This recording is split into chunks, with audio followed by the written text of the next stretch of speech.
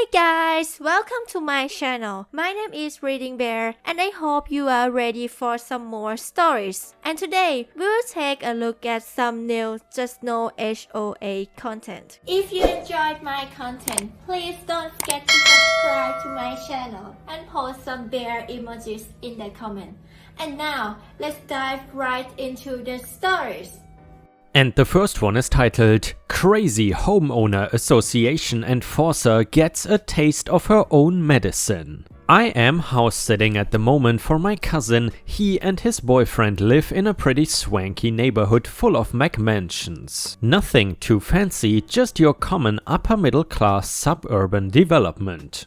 Anyhow, over the past few weeks they've been having a new porch installed on the back of the house. The crew has a trailer parked out front so they can lock up their tools at night. No big deal, right? Apparently it is. This evening I get a knock on the door. I am always wary of solicitors, so I make it a point to look out the window before answering the door. After hearing the doorbell, it takes me a minute to get through the window. As I look outside, I see a woman walking away with two little dogs. One of the dogs stops and proceeds to poop on my cousin's lawn. I wait until the dog is done and open the door. By this time the woman is beginning to walk away, but she sees me and turns around. She introduces herself as a board member of the HOA, Homeowners Association. She looks very annoyed. Without taking a breath, she launches into a lecture about the trailer parked out front, how she is lucky to have walked by and caught this egregious violation of the HOA rules, and how the trailer is an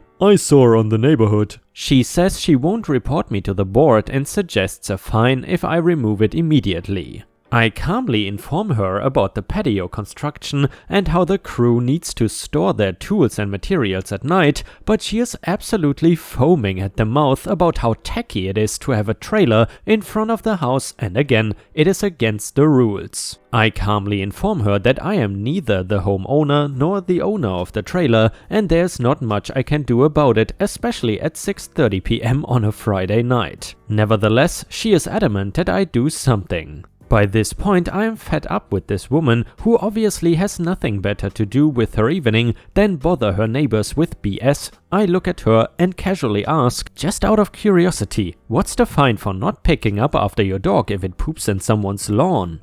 I tell you, the look on her face at that point was classic. She stuttered for a minute before telling me she would have to look into that. I told her I would be grateful if she did, because my cousin has been suspecting a neighbor of letting their dog poop in his lawn, so he set up a video camera in the window to catch the culprit. Upon hearing that, she got a little flustered and told me to tell the patio crew to hurry up, and then she walked away with a huff. A small victory to be sure, but quite satisfying nevertheless. The next one is titled, Harass Me and Mine Go to Jail. Many years ago, I bought a house in a neighborhood with a very restrictive HOA. However, the property I bought pre-existed the HOA and was not included in the HOA or restricted in any way. One of my neighbors seemed to take great offense at the fact that I was not a part of the HOA and did not have to abide by the overly restrictive rules. From the time that I moved into the house, he started giving me grief. First it was HOA notices that I was under no obligation to follow, and when that failed he began to harass me at every opportunity. For months on end, this guy would call in noise complaints anytime I had guests over, no party, just guests. He also habitually called in code complaints and generally harassed me and my family in many other ways. For months he made my life hell. Finally, one night while friends were visiting, we got a knock at the door. It was a police officer responding to another noise complaint. What the hell? We were just sitting around playing cards. This was the last straw. I decided to get him back. I formulated a plan. First, you must understand that this was about 30 years ago. There were no cell phones in general use and the average citizen did not have access to the easy communications that we enjoy today, or my plan would have never worked. I have been into radio my whole life, so my car and house were well equipped with two-way radios. Next, it was fortuitous that my house was in a development that had only one road in or out. Also, there was a convenience store on the corner that always had plenty of cars in the lot for me to blend in with. We put our plan into action on a Friday night. We established an alibi with a close friend in town who would swear that we were at his house playing cards all night. Next, I opened the windows and placed my speakers for my sound system up in the windows facing my neighbor's house. We then cleared a hiding place in a closet with a clear view of the driveway. I then got in my car and drove to the store parking lot and found a spot that gave me a clear view of all cars entering or leaving the development. Once we established that communications were good, it was the hour. My wife turned on the stereo to rock music at full volume, rattling the neighborhood. Also, every light in the house went on. The music was so loud, I could hear it at the store over a half-mile away. We waited, and sure enough, in about 30 minutes a police car turned into the development. I radioed my wife. Working together, she and her sister quickly turned off the stereo, pulled the speakers from and closed the windows, turned off the lights and then quickly hid in the closet. The police arrived, pulled in the driveway and found an apparently empty and dark house. Windows closed, doors locked, curtains open, lights off, driveway empty. My wife and her sister sat silently in the closet while the officers knocked on doors, shined flashlights in windows and walked completely around the house. Eventually they decided the house was empty and left. I watched them exit the development and head back towards town. We waited about 30 minutes and repeated the procedure. Windows open, speakers up, stereo on full blast, lights on. About 15 minutes passed before the police returned. I radioed my wife, windows closed, speakers down, lights off. Once again, the police went to my house. They tried every door and spent more time looking in the windows. They even sat in the car out front for about 20 minutes before leaving. About 15 minutes after, they disappeared towards town. We repeated the whole procedure once again. This time it was less than 5 minutes before the police returned. This time they had their blue lights on. Oh damn. The police pulled into my empty driveway but immediately backed out and went to my jerk neighbor's house. They were there for more than 30 minutes. My wife couldn't hear everything that was said, but there was shouting and cursing. Eventually the police left, my wife radioed me and I returned home.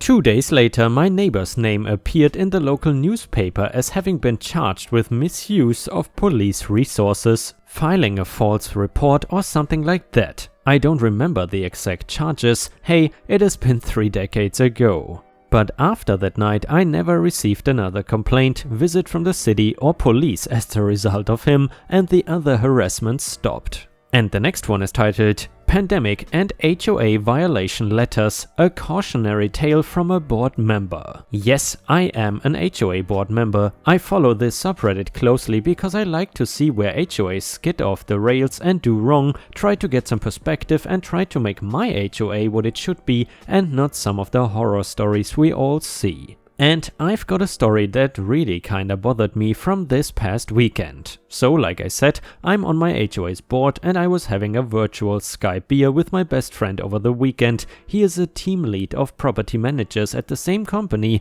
that has our management contract. To clarify, he is on the other side of our city and does not manage the girl who is our property manager, but he knows the policies and often knows more about the local vendors and contractors that work gets subbed out to. So we are having our beer and catching up, and I tell him that our community manager sent over the violation letters for our approval last week, and there were easily 3 times more than usual. Most of them highly nitpicky. And these letters have been my personal crusade during my tenure, and I want to stop the nitpicky BS and just focus on the real detrimental problems that affect people.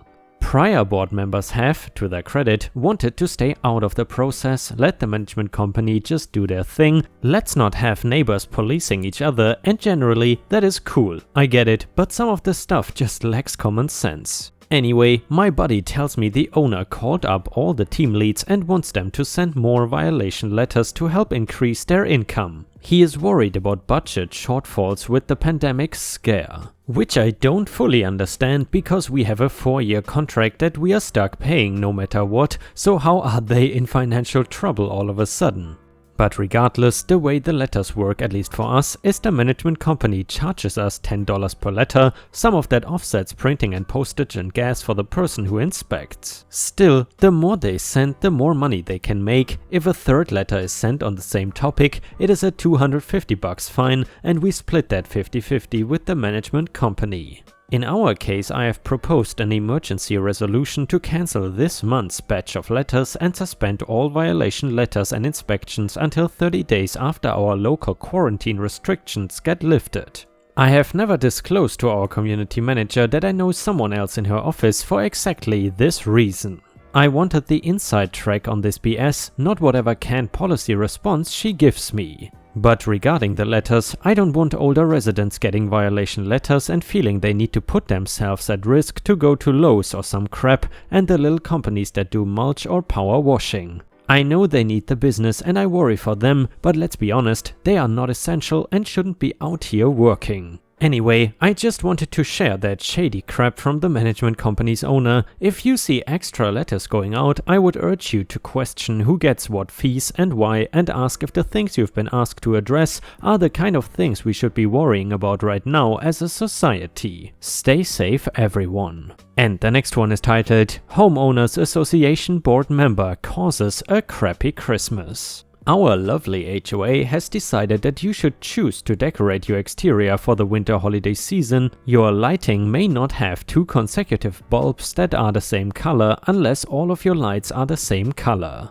Last year I hung my usual blue lighting and intentionally swapped in 1 red bulb just to piss off our HOA CC&R enforcement officer. It took 2 days before I had a friendly phone call, another 3 days until I received a certified letter, and an additional 5 days until a $50 violation fine showed up. The holidays passed and I continued to fight the fine. I refused to pay it, late fees started to build, and eventually I was summoned to an association meeting. I compiled a list of some of the most insane HOA regulations I could find to compare to the insanity I was dealing with. I admitted that I changed the bulb intentionally and pled with the HOA board to have a little reason. It turns out that while a majority of the vote was needed to pass a new regulation, a unanimous vote is needed to change or repeal a regulation. All of the HOA board members, with the exception of one who just so happened to be the old woman who cited me for the violation to begin with, agreed that the rule was unnecessary. The old hag proceeded to argue that even though she didn't live on my street, my lighting had ruined her Christmas and presumably the Christmas of everyone on my street. Finally, someone on the board pointed out that while they needed a unanimous vote to change the regulation, they only needed a majority vote to remove another member of the board. An immediate vote was taken and the lighting Nazi was removed from the board. A motion was made to revote on my case and it was immediately dismissed. And guys, if you ever had to deal with an awful HOA, or maybe you are even living in one right now, then please feel free to share your experiences about HOAs in the comments. Personally, I could not imagine how it would feel to live in an HOA and deal with all this mess in a time like Christmas. The last thing I would want to deal with during the holiday season is annoying HOAs and busybody neighbors. I really don't understand why people still buy houses in HOAs unless it is absolutely necessary.